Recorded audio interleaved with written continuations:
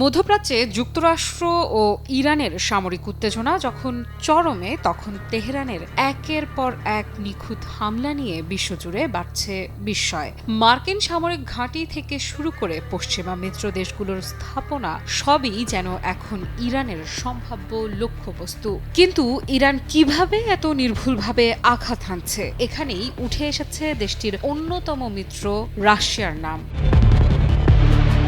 ইরানকে মার্কিন সেনাদের অবস্থান খুঁজে দিচ্ছে রাশিয়া, এমন এক বিস্ফোরক অভিযোগ সামনে এনেছেন ইউক্রেনের প্রেসিডেন্ট ভলোদিমির জেলেনস্কি। প্রশ্ন উঠছে, এটি কি শুধু অভিযোগ নাকি মধ্যপ্রাচ্যে নতুন এক গোপন জোটের ইঙ্গিত?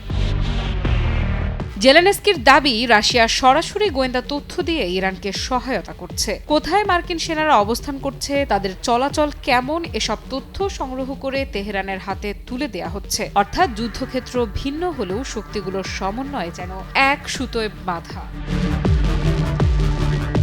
টেলিগ্রামে দেয়া এক বার্তায় জেলেনস্কি আরও জানান, ইউক্রেনের কাছে এমন গোয়েন্দা তথ্য রয়েছে যা এই অভিযোগকে জোরালো করে। তার ভাষায়, চলতি সপ্তাহে মধ্যপ্রাচ্য ও উপসাগরীয় অঞ্চলের একাধিক গুরুত্বপূর্ণ স্থানে নজরদারি চালানো হয়েছে। এই তালিকায় রয়েছে কুয়েত, সৌদি আরব, তুরস্ক, কাতারের মোট 7টি অবস্থান। শুধু তাই নয়, ভারত মহাসাগরের কৌশলগতভাবে গুরুত্বপূর্ণ দ্বীপ দিয়েগো গার্সিয়াতেও নজরদারির প্রমাণ মিলেছে বলে দাবি করেন তিনি। এটি এমন একটি ঘাঁটি যেখানে যুক্তরাষ্ট্র ও যুক্তরাজ্যের যৌথ সামরিক উপস্থিতি রয়েছে।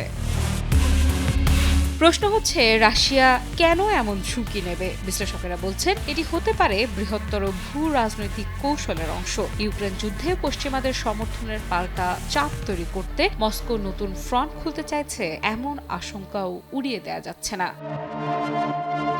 কি বুঝলেন ভাই? অনলি যেটাই চাই। জেলেনস্কি নিজেও ইঙ্গিত দিয়েছেন, এই তৎপরতা কোনো বিচ্ছিন্ন ঘটনা নয়, বরং এটি একটি বৃহত্তম পরিকল্পনার অংশ হতে পারে, যা বিশ্ব রাজনীতির ভারসাম্য বদলে দিতে পারে। এদিকে কেবল অভিযোগেই থেমে থাকেননি ইউক্রেনের প্রেসিডেন্ট। মধ্যপ্রাচ্যের দেশগুলোর সঙ্গে সম্পর্ক জোরদার করতেও সক্রিয় হয়েছেন তিনি। সম্প্রতি সংযুক্ত আরব আমিরাত ও কাতার সফর করেন জেলেনস্কি। সেখানে তিনি এক গুরুত্বপূর্ণ প্রস্তাব দেন, ইরানের হামলা ঠেকাতে ইউক্রেনের যুদ্ধ পরীক্ষিত ড্রোন প্রযুক্তি ব্যবহার করার আহ্বান। অর্থাৎ ইউক্রেন এখন শুধু নিজের যুদ্ধেই সীমাবদ্ধ নয়, বরং বৈশ্বিক নিরাপত্তা ইস্যুতেও নিজেদের অবস্থান শক্ত করতে চাইছে। আফ্রিদা ইফরা, নিউজ 24।